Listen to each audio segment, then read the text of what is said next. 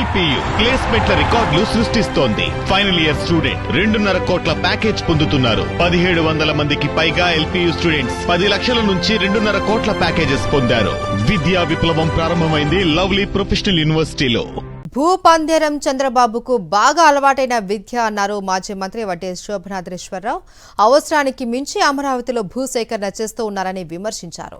ఏటా 3-4 పంటలు పండే భూములను నాశనం చేస్తూ ఉన్నారని మండిపడ్డారు.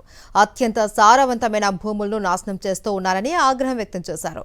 నదీముఖ అభివృద్ధి పేరుతో పంట భూములను ధ్వంసం చేస్తూ ఉన్నారని మండిపడ్డారు.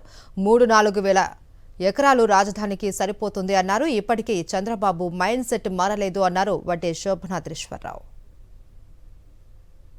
కరకట్టకి పక్కన 2 నుంచి 3 కిలోమీటర్ల వరకు తుళ్ళూరు నుంచి పెనుమాకు వచ్చేటటువంటి రహదారి అయితే ఉందో దానికి కృష్ణానదికి మధ్యలో ఉన్నటువంటి ఆ జరీబు భూములు ఏటా కూడా 3-4 పంటలు పండేటటువంటి భూములు 364 పచ్చగా కళకళలాడుతా బ్రహ్మాండమైనటువంటి భారతదేశంలోనే అత్యంత సారవంతమైనటువంటి పంజాబ్ హర్యానాలో కన్నా కూడా అత్యంత సారవంతమైనటువంటి భూముల్ని అవి వదిలేసేయండి బాబు.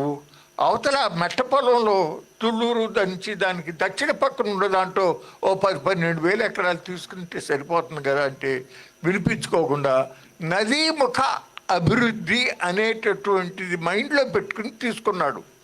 కానీ నేను చెప్తున్నా అది సాధ్యపడదు. ఖచ్చితంగా కృష్ణా కరకట్ట నుంచి 2 నుంచి 3 కిలోమీటర్ల లోపల ఉన్నటువంటి భూమిలో బ్లూ అండ్ గ్రీన్ ఇన్ఫ్రాస్ట్రక్చర్ తప్ప వేరే రకంగా అభివృద్ధి చేయటానికి వీల్లేదు అనేది ఎన్విరాన్మెంటల్ కమిటీ గ్రీన్ ట్రిబ్యునల్ ఇచ్చినటువంటి తీర్పు. దానికి రాష్ట్ర ప్రభుత్వం కూడా కమిట్ అయినటువంటిది ఉంది.